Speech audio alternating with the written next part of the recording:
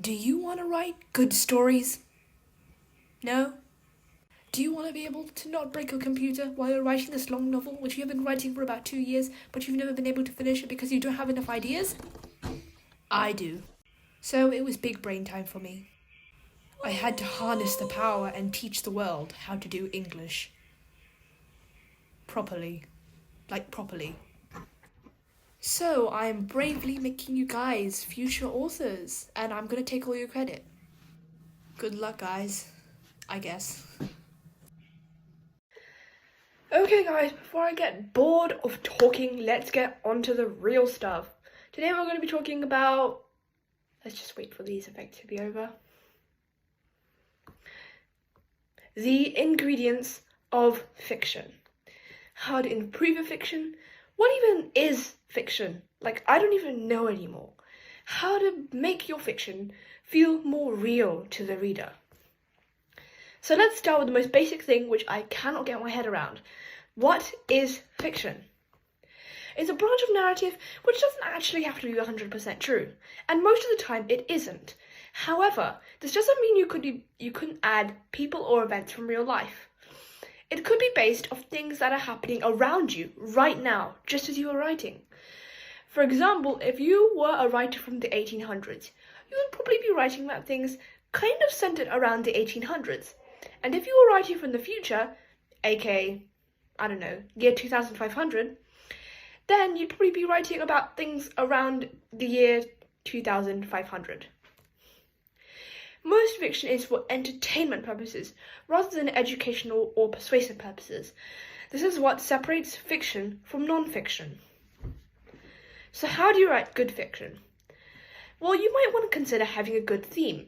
Good versus evil is one of the most common ones we see nowadays, where a cliched superhero character fights a cliched villain character, and they get into a big fight, and the superhero wins.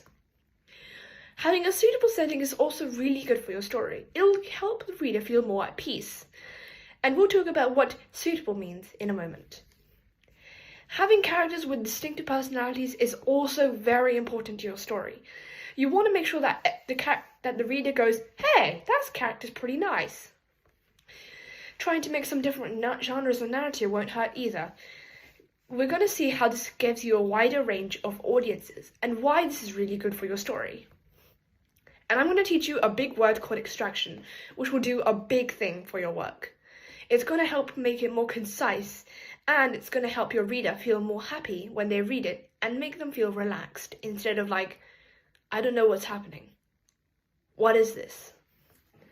So we're going to start with themes. Themes are the main ideas or the meaning behind the text. They're kind of like the pathway that runs through the entire story, and they are the guiding lights for all the actions and all the points happening in the story. For example, John Steinbeck's, I think that's how you pronounce it, Of Mice and Men presents themes of poverty, masculinity, discrimination, and friendship. David Alman's Skellig, which I have actually read before, includes themes like caring, friendship, trust, and love. Aww. Where a little girl finds her a bony stick man with wings inside her garage. How lovely. This, to help us express themes, we don't want to make it too obvious, because your reader shouldn't be like, oh, that's the theme, in the first second they open the book. So sometimes we need to use double meanings and twisted language. A really basic way of expressing this is with an example.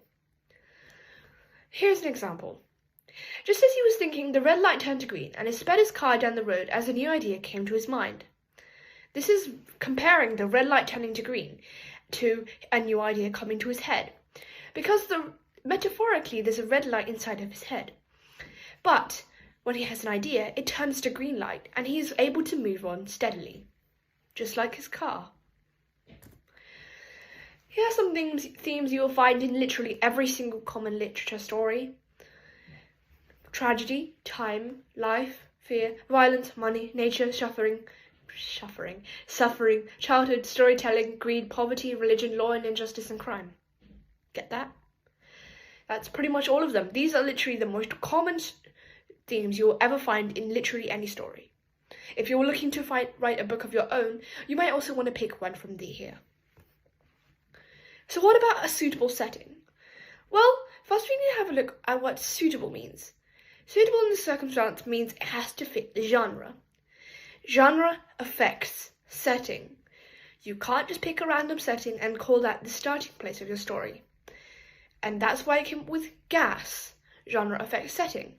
Because every time you're writing, you need to think about, what genre is this book in?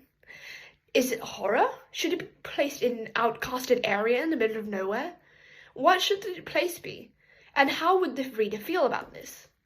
For example, if you were really an 1800s writer, then you would be very old. But secondly, you would probably be writing about a lonely, deserted castle in nowhere. If you are writing a sci-fi genre, you'd probably be talking about a futuristic, wild tech city buzzing with the noise. Basically, you need to have a little think about how the reader will feel when they hear about the setting. If you're going with the Gothic, the reader might feel a bit creeped out, a bit like, ooh, that's weird. Castles are weird. If you're writing about the sci-fi, your reader might feel curious and excited and wondering whether or not flying cars existed, and if they didn't, then they would be disappointed. So make flying cars exist. Characters with personalities is also essential to your story. Clichés are your best friends. Only for characters. Otherwise, just avoid using clichés. But you might ask, why the hell would I say clichés are your best friend for characters? Character designing, can't you come up with something original? Well, yes you could, but most readers like to root for the characters they know, their personalities. For example, that dumb, silly, cheeky character, that stubborn, rude, know-it-all character, that helpless, weak-willed, scaredy cat character. These are just some of the many different types of characters you could come up with. And these are literally the best things for your story. Your reader will be like, hey, I know that kind of person. And then that will make the reader interested. But also what we need to consider is their backstories. Why do they act this way? Why do you act this way? Why do I act this way? No idea. But you need to have a little think about that. And if you come up with a great backstory and implement some of it into your story, then overall you will discover that your story has a lot more depth. Mixing different genres. This is something that can be hard at times. But this can give us a really wide audience. Why? Because everyone has their favorite genre of book, right? Personally, I like adventure and action. These are literally like the best things in the world. I love it. However, there's a lot of genres. Look at all of these. Romance, horror, sci-fi, action, adventure, mystery, suspense. And these are only some. The thing is, if you mix any two of these together, you're basically combining both audiences into one big, fat, mushy pie, which is very delicious. And therefore, both audiences will want to buy your book.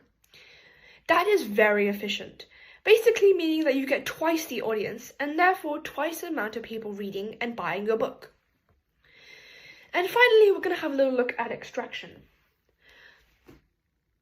This is all I have to say. This is as easy as it is. No unnecessary details.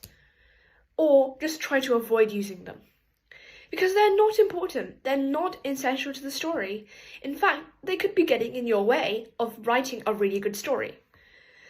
All points should be pointing towards the final result or the ending. You can't make them random, and you should try and avoid to make them all scattered around the place and completely make your reader bewildered. So summarizing all of this. Themes affect genre. The theme, for example, good versus evil, which I have already mentioned, affects the genre. If good versus evil was the theme of your story, the chances are that your genre would not be romance. Genre affects setting. Yeah, we've already talked about this. Remember that. Remember GAS. Remember GAS. Settings affect characters. Their behavior in the settings affect their personalities and their general behavior. Characters affect themes. How do the characters feel about each other? Do they love each other? If they do, then it's probably going to be a romance theme. If they hate each other, it's probably going to be something like good versus evil or violence theme. And that's all for today. I hope you guys liked this slideshow and didn't get bored and didn't spend the next 2 years of your life writing a narrative with no idea what you were doing. I feel you. Sorry. Well,